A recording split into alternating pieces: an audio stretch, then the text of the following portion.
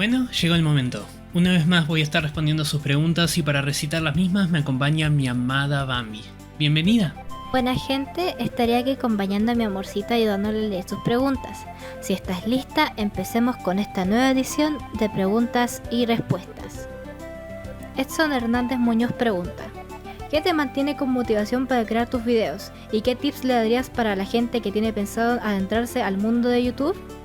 Mis videos son mensajes que quiero dar, cosas que siento que necesitan existir por algún motivo. La razón por la que no he subido muchos videos es precisamente que necesito una gran motivación y un propósito detrás de ellos, y eso no ocurre todos los días. El video de JW es un mensaje a la comunidad de que el Yoshi es más complejo de lo que piensan generalmente. El video de Seth Rollins existe porque no estaba muy de acuerdo con la interpretación que le dio Hilmat a su personaje y quería compartir la mía. El video de Julia en Yoshi for All fue hecho para mostrar que ella es más que solo luchas y movimientos, sino que tiene un personaje con muchos matices que poca gente ha apreciado. Los videos de Hangman y Lulu Pencil se explican por sí solos. Hay videos como los de Legión Argentina, Ilya Dragunov, Cara Noir y la historia de DIY, que los hice para que esas historias no queden perdidas en el paso del tiempo, y así. Hubo un momento en 2021 en el que perdí el camino. Me dejé llevar por la persecución de las visitas y el algoritmo y terminé subiendo muchos videos de los que me arrepentí luego. Me estaba obsesionando con crecer el canal y dejé atrás quién era realmente, y en el proceso casi pierdo varias amistades también. Me estaba dejando comer por eso y me alegra tanto que haya podido darme cuenta a tiempo.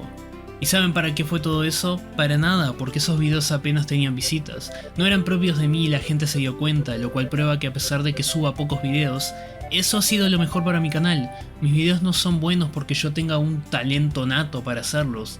No puedo decir voy a hablar de este tema y producir un guión perfecto en 2 días a menos que sienta el impulso para eso. Solo porque no haya un video subido en mi canal cada semana no significa que no haya estado trabajando en algo. En otras palabras, la razón por la que ustedes disfrutan de lo que hago es porque cada video tiene mi alma puesta en él. Tienen todo mi interés y devoción, y eso resuena con otros.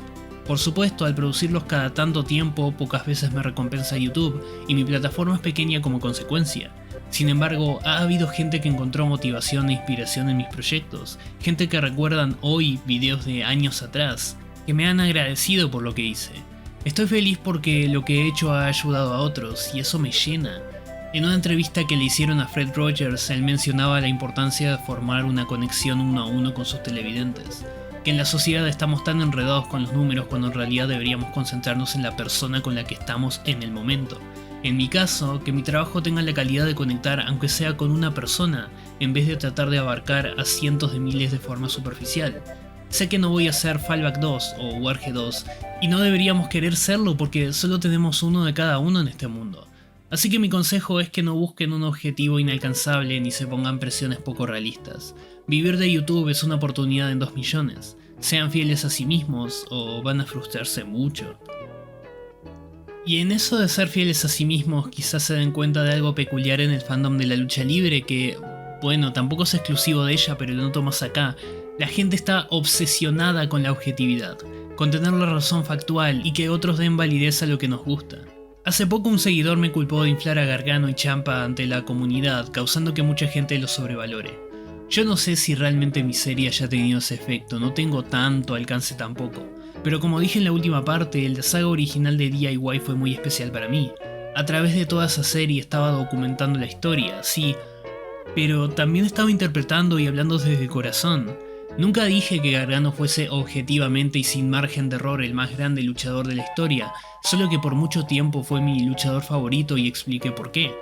Si la gente resonó con eso está bien, no hay que hacerlos sentir culpa porque a ellos les gusta mucho DIY. Personalmente ni siquiera estoy de acuerdo con que se reúnan de nuevo y que sus carreras estén constantemente definidas por el otro en un acto de nostalgia perpetuo. Pero es lo que es. Hay gente que me ha cuestionado que haga videos sobre Yoshi o por qué los campeonatos tienen nombres chistosos cuando ocurren cosas más relevantes en el producto occidental. Y la respuesta vuelve a lo mismo. Hablo de lo que quiero hablar, no de lo que tenga que hablar. Pero para un montón de fanáticos todo se trata de repetir las mismas opiniones sobre los mismos temas una y otra vez, buscando ser el más objetivo, el más imparcial. Y yo digo, a la basura con eso, que te guste la lucha que te guste, el luchador que te guste y sobre todo, no dejes que nadie te haga sentir culpable por tus gustos. He visto tanta gente referirse a sí mismos despectivamente como fanboys o simps de X luchador o luchadora antes de opinar algo.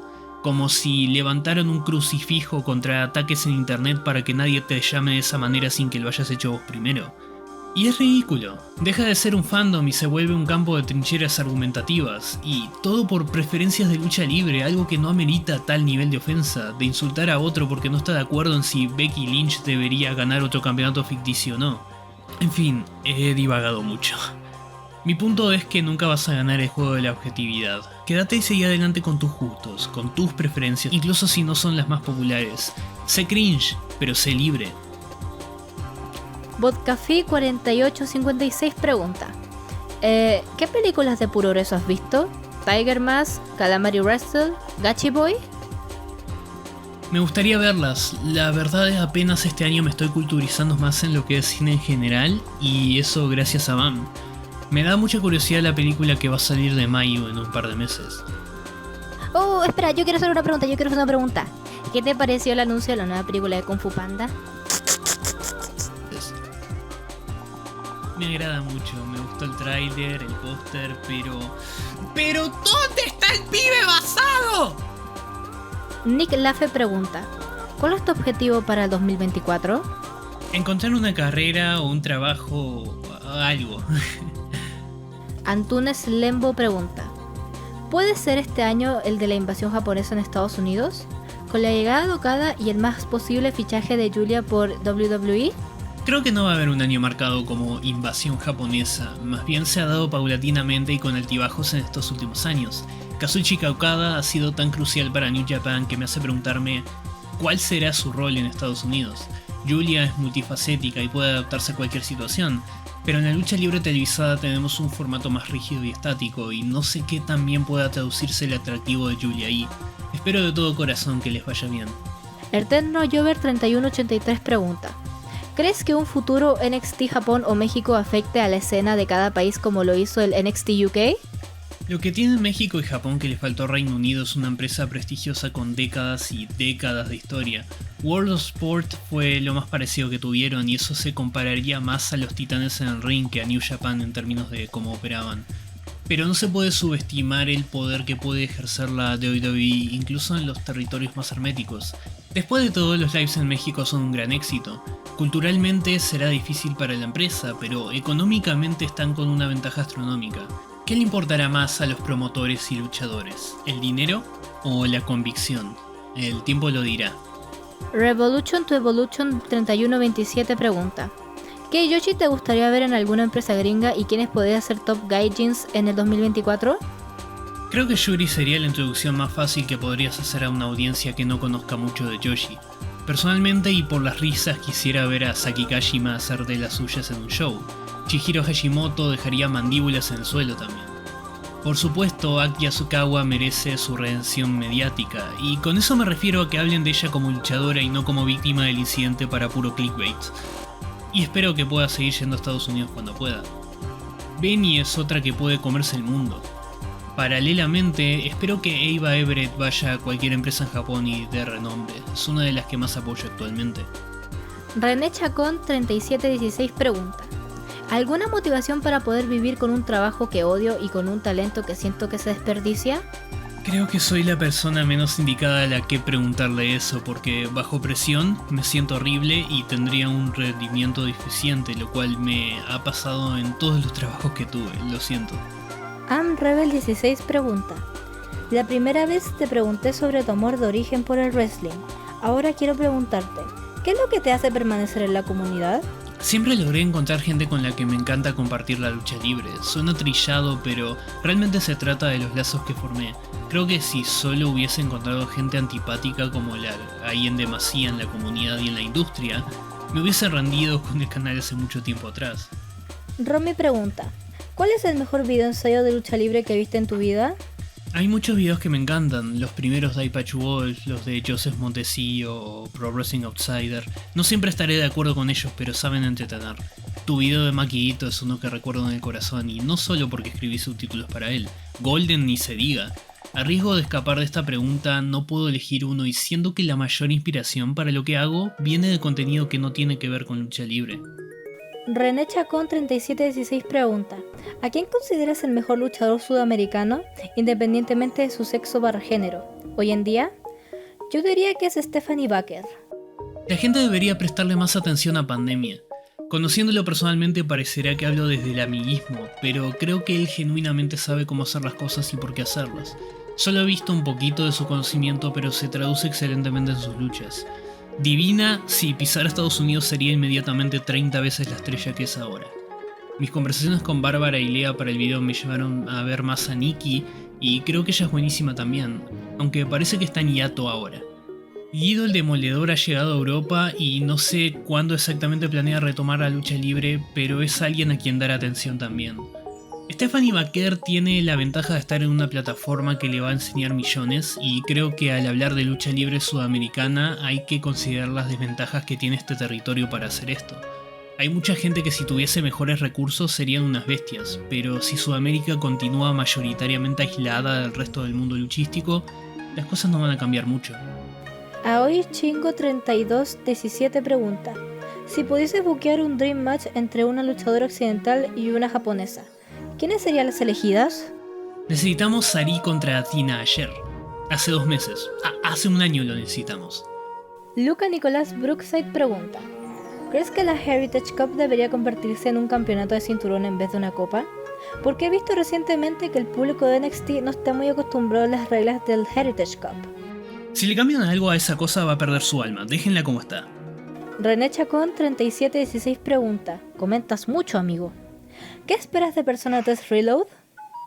Bueno, Bambi y yo ya lo jugamos y logramos terminarlo en 17 días. Para mí es un remake soñado. Hay gente que dice que no tiene visión artística en comparación al original, pero creo que la simbología sigue ahí. Es más directa y menos experimental como antes, pero no necesito un calco del juego original. Los personas suelen ser un reflejo de las tendencias que tiene la animación japonesa en el momento en que son producidos, y creo que a pesar de eso, Reload se ha mantenido fiel y respetuoso a Persona 3. Siento que es un proyecto hecho con amor a la historia, la expande en cantidades justas, y Tartarus fue bastante divertido. ¿Qué crees, amor? Hola, aquí hago mi cameo para responder esta pregunta. Como Nina mencionó, no es un calco del juego original y no tiene por qué serlo realmente. Añadieron un par de cosas que hacen que el juego se sienta más acorde a la jugabilidad de las personas más recientes, como el servicio de mensajería. Asimismo, el combate se siente más moderno y eso lo hizo entretenido para mí. La implementación de las turbias es un gran acierto. Lo que sí sentí es que el juego se me hizo algo corto para el tiempo que le dedicamos, aunque esto puede ser una alucinada mía porque nuestra experiencia anterior, que fue Persona 5 Royal, la terminamos en casi un año entero. No tengo mucho más que comentar, así que hasta aquí mi participación, amorcita. Melolan 5649 pregunta: de las entrevistas que hiciste para este documental, ¿sientes que retroalimentaron tus opiniones propias? Me parece que hubo bastante sintonía. Hubo muchas conversaciones interesantes y el proceso de elegir clips fue muy doloroso porque hay mucho que no quería sacrificar, pero a la vez no puedo hacer el video de 8 horas. Espero que vean las entrevistas completas cuando las saque en After Dark. René Chacón 3716 pregunta: ¿qué piensas de eventos como el Grand Prix femenino del CMLC? Yo como mexicano lo que más odio de este evento, incluso su versión masculina, es el nacionalismo mexicano. Pero fuera de ello, el evento es una buena oportunidad para conocer nombres como el de Mei Suruga, Avispa Dorada y demás. Me encanta que más luchadoras puedan viajar y hacerse un nombre en un lugar tan sagrado. Espero que con el tiempo busquen más allá en escenas remotas de lucha libre. Respecto a lo segundo, creo que eso escapa de México. El usar país antagoniza país cuando un luchador extranjero viene a un lugar nuevo es muy exhaustivo a esta altura. Pero es lo más fácil de hacer y nadie quiere gastarse en elaborar otro ángulo distinto. Lucario McClown pregunta: ¿crees que TJPW haga un campeonato de tercias? No. Su sistema de campeonatos actual es simple pero perfecto. No veo TJPW tan consistentemente, pero cuando la veo creo que es una dinámica perfecta para ellos. Planeta Freaky Fandoms pregunta: ¿crees que la sobresaturación de roster en las grandes empresas mate la creatividad de las mismas? Por ejemplo, NXT siempre tiene un roster cambiante e inestable que se ve forzado siempre a crear nuevas estrellas constantemente, pero WWE no tiene la necesidad debido a que siempre contarán con alguien para reemplazar a su más grande prospecto. Si mal no recuerdo, es algo que señalé en mi primer video hace más de 5 años. Hay cada vez más luchadores en el mundo porque nunca antes fue tan accesible ponerse a entrenar lucha libre. Con el sistema N y L de WWE ese número crece aún más. ¿Cuánto tiempo va a pasar hasta que haya un síndrome de los tres chiflados? No lo sé, pero es interesante observarlo. Melolan5649 pregunta: ¿qué opinas de la relación Yoshi Puroresu lucha libre femenil mexicana? Una relación medianamente cercana, pero poco explorada. Es más fuerte de lo que se toma en cuenta. Algo que no mencioné en el video es que las Crush Girls fueron a México también, y fue una gira muy fructífera. Nunca faltaron las excursiones entre ambos países, pero siento que ocurren muy bajo el radar. Pero bueno, tampoco soy experta en lucha mexicana para determinarlo con mayor exactitud. Javier Josi 934 pregunta: me pareció interesante tu opinión de las exploraciones de talento de CMLL como Dark Zuleta o Lluvia y Jarochita para enfrentar talentos en Japón. Nuevamente, la lucha mexicana es un punto bastante ciego para mí y por eso no he hablado de la misma en el canal. Así que no puedo decir que las conocí a fondo de antes, pero siempre me alegra ver intercambio mundial en la lucha libre y si las condiciones lo permiten quisiera que fuese más frecuente. Lucario McClown pregunta: ¿cómo has visto la evolución de las hermanas Hanan, Hina y Rina? Se han vuelto únicas y tienen una gran proyección. Hina y Rina aún están limitadas por sus estudios, pero Hanan ya está siendo llamada la futura as de la empresa. Me pone contenta lo mucho que han crecido y espero que sus futuros sean brillantes. Luca Nicolás Brookside pregunta: ¿luchador y luchadora favorito en su tiempo en NXT UK? Extrañaba mucho a Noam Dar, todo Subculture, Tio Man, Ilya obviamente, Stevie Turner, Nina Samuels, Lyra Valkyria y mi poderosísima Ginny, cuya lesión fue una enorme injusticia. El hijo de Francisco pregunta: ¿cuál es el problema y la solución de la división femenil de AEW? El problema y la solución están conectados. En mi conversación con Seña, ella mencionó que en este caso cantidad equivale a calidad, en el sentido de que si la empresa se obligara a darles más tiempo, estarían también obligados a darles más importancia, a pensar mejor en la dirección que toman y a ser consistentes con ello, y no retroceder el progreso de nuevo. Siento que la división depende mucho de una o dos figuras en cualquier momento dado. Y una vez que la gente se cansa de la sobreexposición de dichas figuras, les echan la culpa a ellas en vez de a la empresa por no generar un ecosistema diverso y autosustentable. Las cosas parecen estar mejorando ahora, pero la historia ha mostrado que unas semanas de mejoría no son promesa de un cambio permanente. Ni siquiera sé si Mercedes en la división involucra un cambio fundamental, pero espero que sea así. O una pregunta en inglés, yo recitaré esta.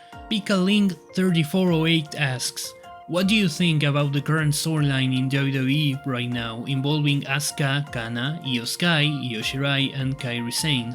I think this is the first time that a Joshi faction has emerged in WWE. I can't talk about the product itself as I'm not watching right now, but one thing that I was wishing for was Kairi Sane being more than just a sidekick. However, it seems she's still in that role for now. Maybe an eventual dissolution of Damage Control will allow her to be a singles wrestler in WWE, but she may just be happy where she's at right now. At any rate, I'm glad they're taken more seriously than they would have been a few years ago. Julián Rodríguez pregunta: ¿cuánto tiempo tardas en editar los videos que subes a YouTube? Depende de la ambición del proyecto.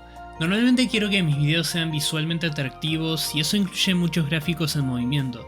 Yo solamente sé usar Vegas y aún así estoy bastante limitada para crear gráficos de forma rápida. No me gusta usar templates, entonces termino emulando el estilo de lo que veo en otros proyectos de forma manual y muy casera. También quiero que el video quede lo mejor posible, entonces a menudo reedito las cosas y por eso se tarda mucho. Hay días que los paso enteros editando, de hecho, haber intentado hacer la tecnicatura audiovisual me hizo darme cuenta de lo mucho que odio el proceso y que nunca podría dedicarme profesionalmente a esto. Detesto editar, pero extrañamente mi mejor método comunicativo es el visual. Hacer podcasts o escribir artículos no me llena como transmitir mis ideas en video. Así que atravieso este proceso gracias a esa motivación enorme de que los videos que hice existieran. No tengo la plata para contratar un editor, pero aún si la tuviera no lo haría porque quiero que mi visión esté completamente plasmada en el video. Lucario McClown pregunta: ¿cuál Yoshi, sin contar a Julia, piensas que puede pisar WWE a futuro? No tengo idea, de decir verdad. Veo los diferentes planteles y no se me ocurre alguien que en el corto plazo esté en la empresa, pero cualquier cosa puede pasar. Miguel Hernández Abelard pregunta: ¿qué piensas sobre el rumbo actual de WWE al mando de Triple H? Como dije, no veo los shows ahora mismo. A decir verdad, me ha fatigado mucho el wrestling televisado.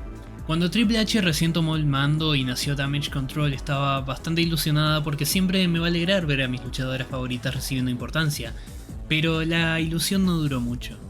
Hay algo que no me gustaba de Triple H en los últimos años de Black and Gold y siento que está ocurriendo acá, y es que todo es muy superficial.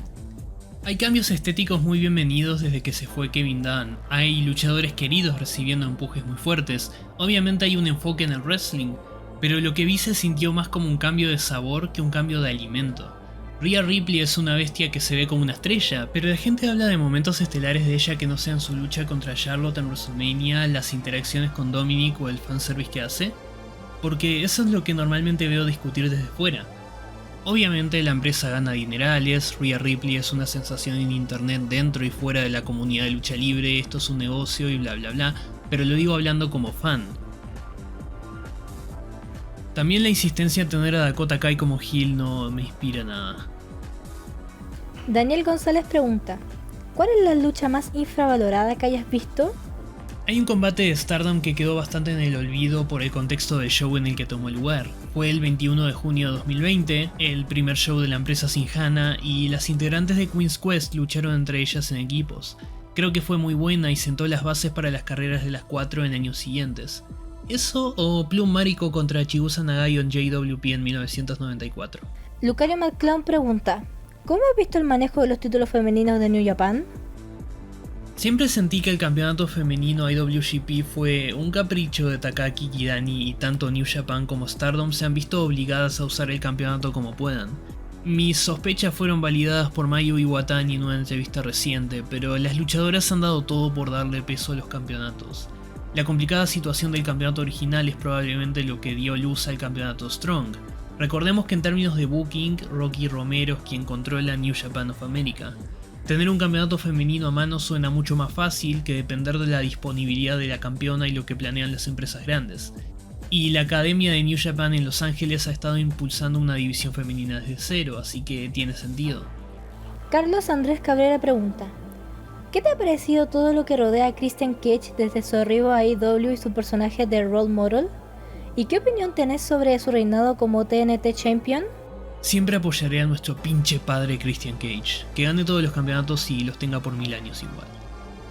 Luca Nicolás Brookside pregunta, para ti, ¿cuál sería tu Monte Rushmore de luchadores?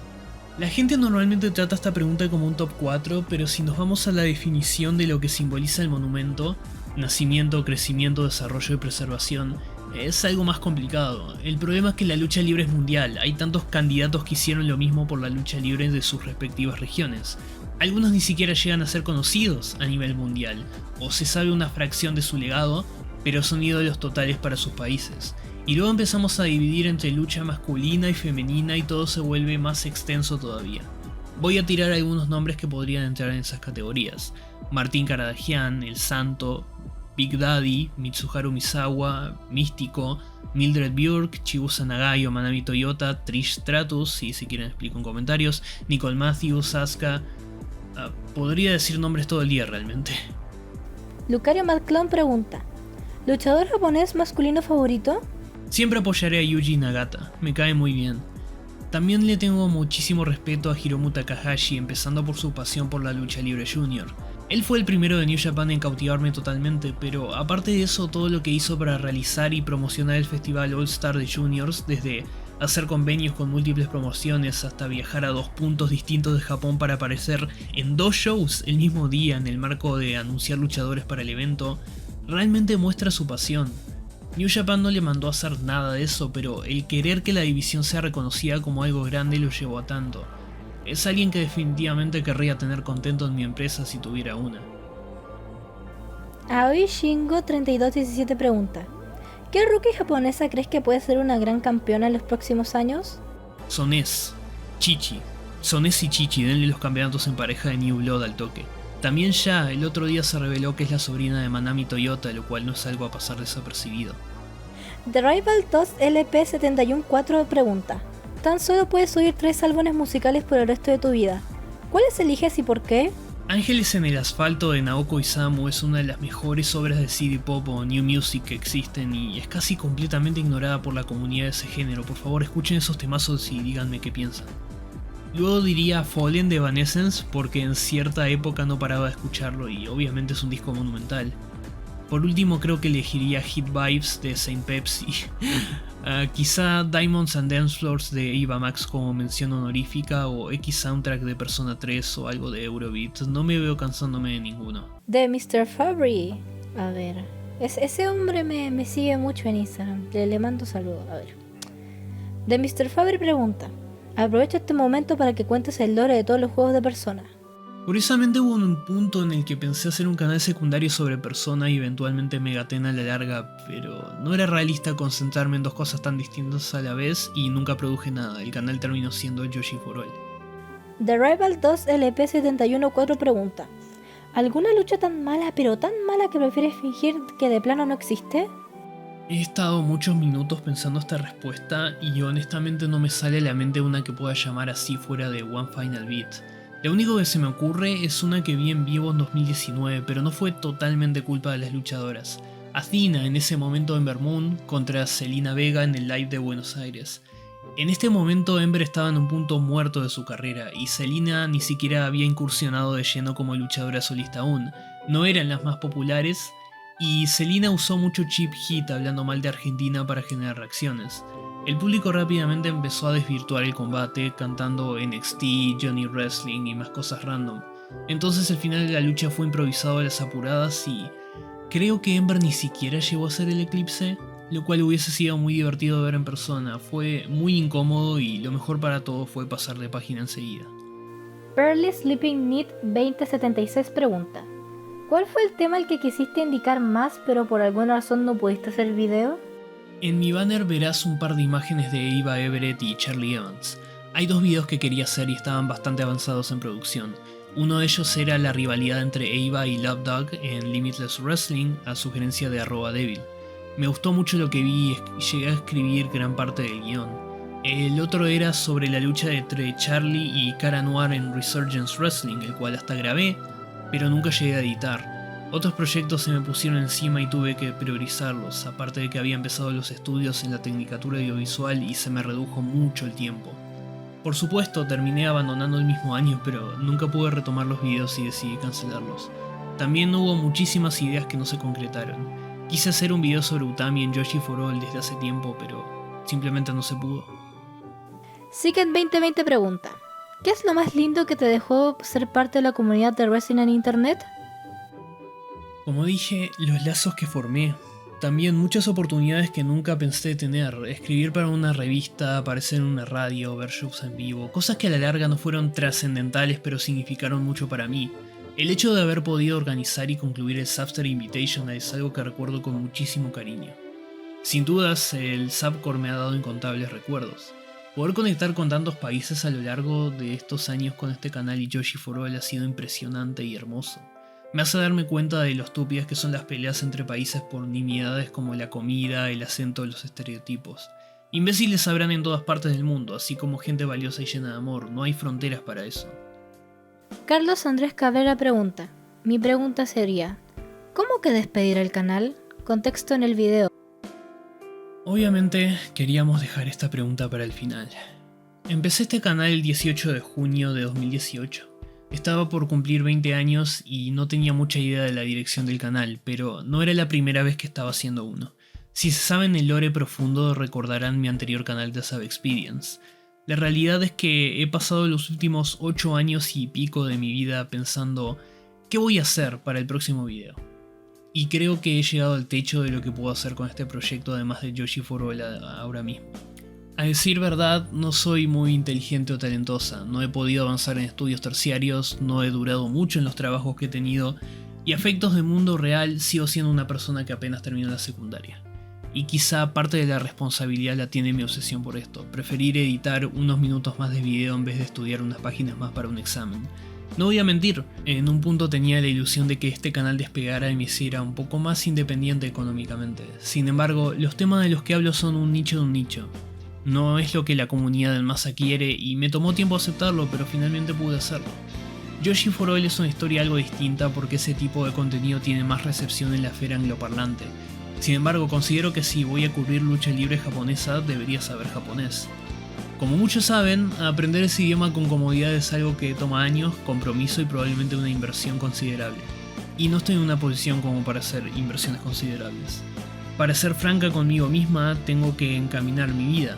Si me siguen en Twitter sabrán que en este último par de años empecé un proceso bastante grande y eso necesita mucha atención y cuidado también. Lo bueno es que ahora tengo más comodidad que nunca sobre quién soy y qué quiero de mí. Lo difícil ahora es encontrar mi lugar en el mundo y qué contribución puedo darle a la sociedad para no morirme de hambre. Yo misma me he puesto en esta situación, pero tampoco puedo arrepentirme del camino que tomé cuando hacer este canal cambió mi vida para mejor. Como dije antes, me ha dado amistades irrompibles, recuerdos valiosos y el amor de mi vida.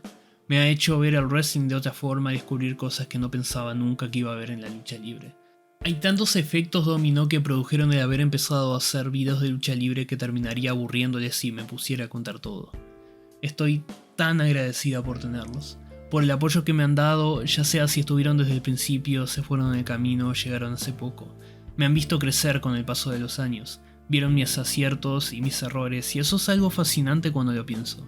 Llamo a esto un hiato indefinido porque podría ir a buscar una carrera, tener un trabajo estable y luego volver cuando tenga tiempo, pero no sabemos lo que puede pasar mañana. ¿Qué puede pasar conmigo, con esta plataforma, con la lucha libre, con todo? Podría ir y no encontrar nada y tampoco tener la oportunidad de volver. Este podría ser el último video que haga acá, es una posibilidad que tenemos que tener en cuenta. Y siendo así, debería despedirme de la forma más sincera posible. Y acá estamos. Llegamos al final. Bueno, todavía van a tener las entrevistas en Substar Dark, pero en lo que se refiere a contenido nuevo, original, esto va a ser todo, al menos por un tiempo. Y no quería escribir ningún guión para esta despedida, quería que salga como saliera. Y a decir verdad, no me quedan más palabras que las que ya dije, me parece. Cuando pienso en cómo terminar todo esto, solo se me ocurre la gratitud. La gratitud de que, a pesar de que mi contenido sea muy convencional, a pesar de que subo a cada muerte de obispo, muchos de ustedes se quedaron ahí, desde el principio hasta el fin. Recuerdo nombres como Mega Evil Heart, cada tanto tiempo a través de todos estos 5 años y pico.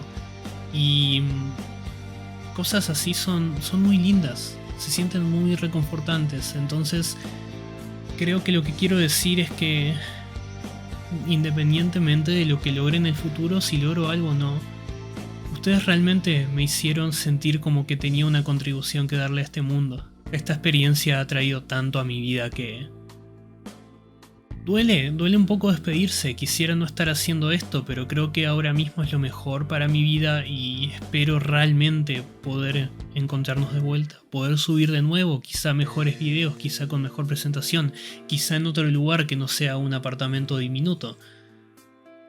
Este fue un camino algo turbulento, con altas y bajas, pero no lo cambiaría por nada. Me hizo ser quien soy ahora y de eso lo agradezco un montón.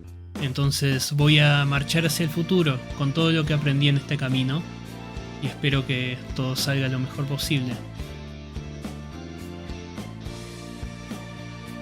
Yo voy a seguir en la vuelta.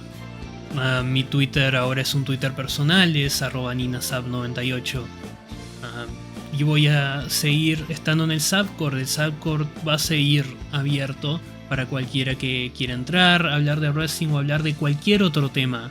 Hay un canal para todo. Así que no es un adiós, es simplemente que tengo que concentrarme en otras cosas ahora.